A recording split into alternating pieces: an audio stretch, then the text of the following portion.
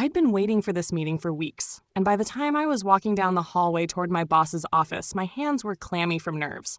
Not because I thought I'd failed. Far from it.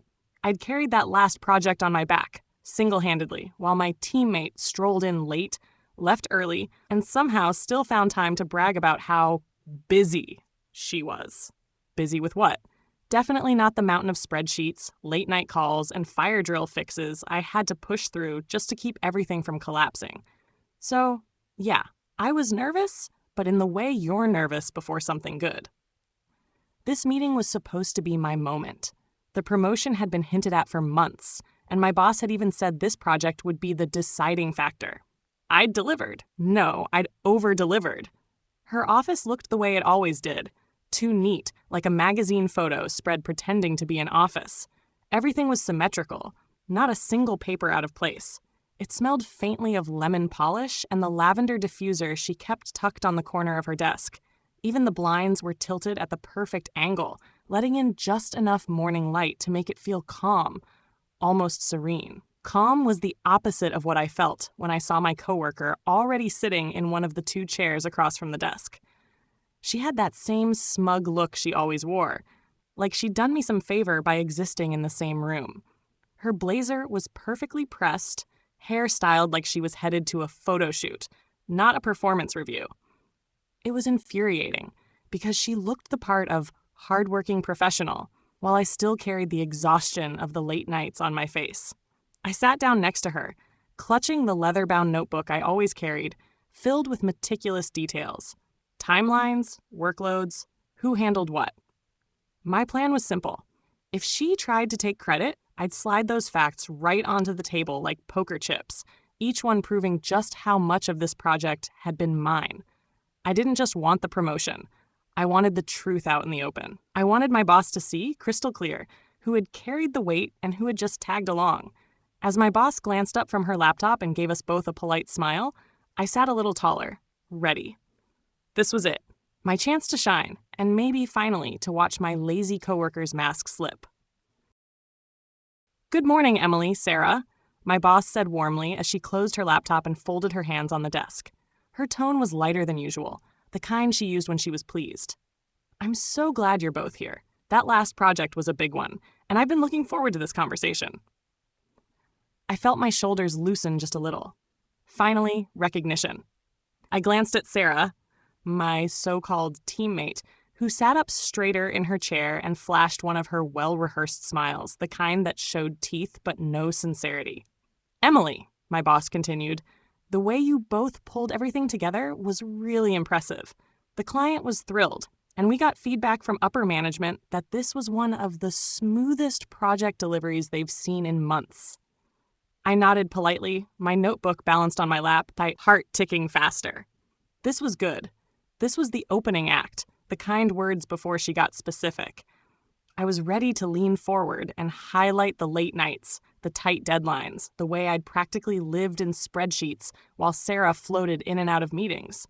But then my boss turned her eyes, shining with approval, toward Sarah. "And Sarah," she said, her voice warming even more, "your leadership on this one really stood out. The way you kept communication flowing, the way you presented updates, it gave me a lot of confidence in how you manage projects." I blinked, the words hitting like a slap. Leadership? Updates? Sarah had done one status meeting, fumbling through bullet points I'd written for her. Sarah, of course, nodded at every word as if it were gospel. Her lips curled in that smug little smile. She tucked a strand of perfectly ironed hair behind her ear and even had the nerve to say, "Thank you." I really wanted to make sure the team was supported. The team. That meant me. I could feel heat rising in my chest, but I kept my expression neutral.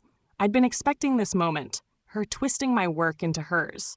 That was why I had my notebook, why I'd rehearsed exactly how to phrase my contributions without sounding defensive.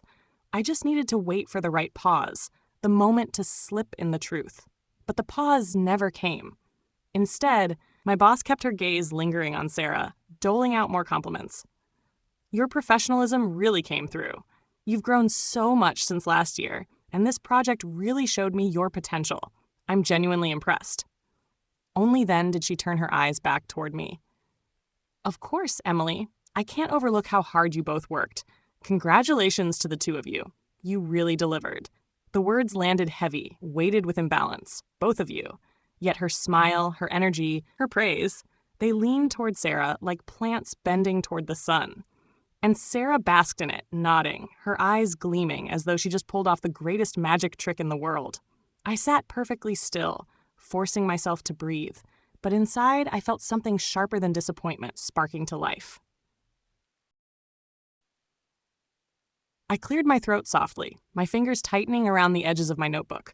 My boss's words still hung in the air, and I couldn't let them settle the way Sarah wanted them to. This was my work, my nights. My sanity nearly breaking under the weight of deadlines she barely even glanced at. "With respect," I began carefully, keeping my tone measured and professional, "I want to highlight some of the specifics of my role in the project. There were a lot of moving pieces. Several points where timelines slipped and the client had new requests. I put in overtime to make sure we stayed on track, handled a lot of course corrections, and kept things from going off the rails." I paused, glancing at Sarah, whose smile tightened just slightly, then back at my boss. "I think it's important to note that I was the one primarily handling the data, revisions, and the direct back and forth with the client." The words were polite, but underneath, they carried the sharp edge of truth. I waited, heart hammering, for my boss to acknowledge it. She leaned back in her chair, her expression soft, almost indulgent, like a parent humoring a child. "Yes, Emily, I know you put in a lot of time. That was clear, and that kind of dedication is always appreciated." For half a second, hope flickered, until she tilted her head toward Sarah. "But you see, that's actually what makes Sarah's role so impressive. A strong leader doesn't need to micromanage or constantly intervene. The fact that Sarah didn't have to put in those extra hours means she had her bases covered from the start.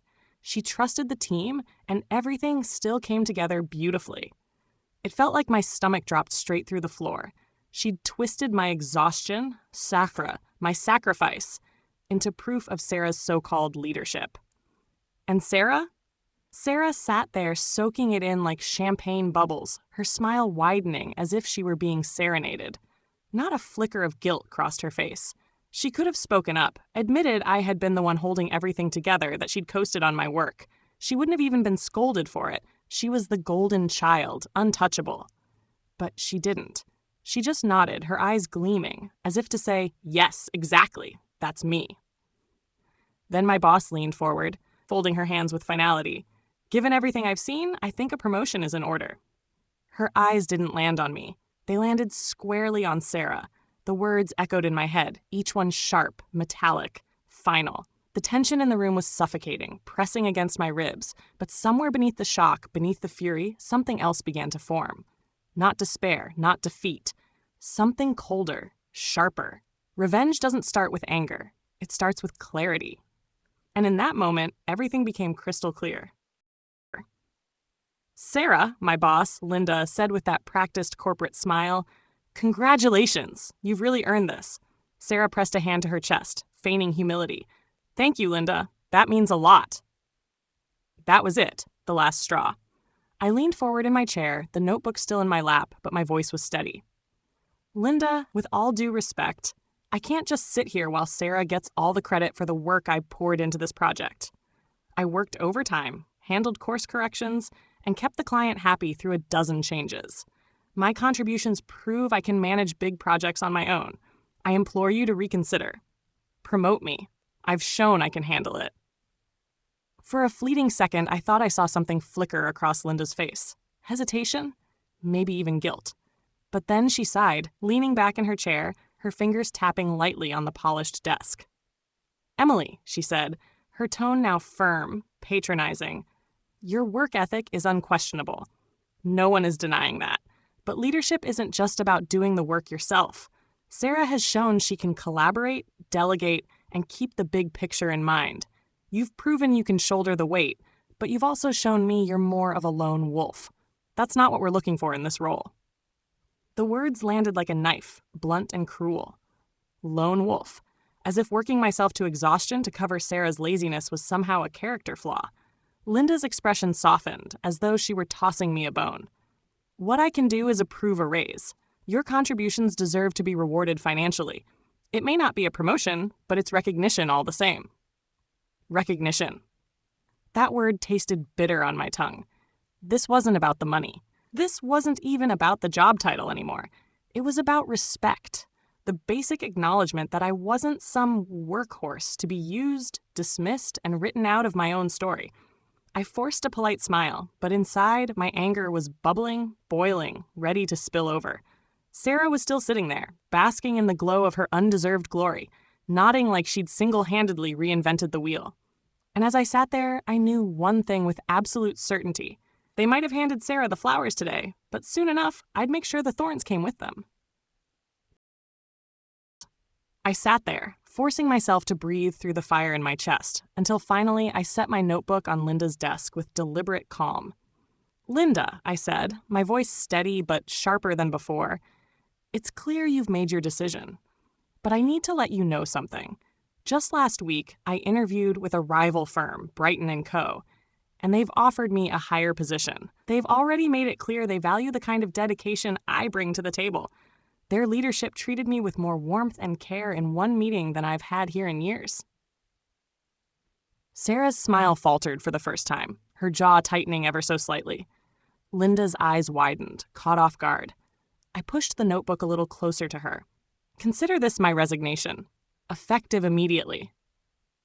The words dropped like a hammer. I stood, straightening my blazer, feeling the weight lift from my shoulders with each movement. "Emily, wait," Linda said quickly, rising from her chair, the perfect symmetry of her office suddenly disrupted by the urgency in her voice. "Don't be rash. We need you here. Walking away without notice, this could severely hurt the business. Let's talk about this."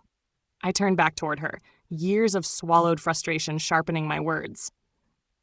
"I don't owe you notice, not when I've given everything to this place, and never once been given the respect I deserve. You had every chance to recognize me, Linda. You chose not to." Her mouth opened, but no words came out fast enough.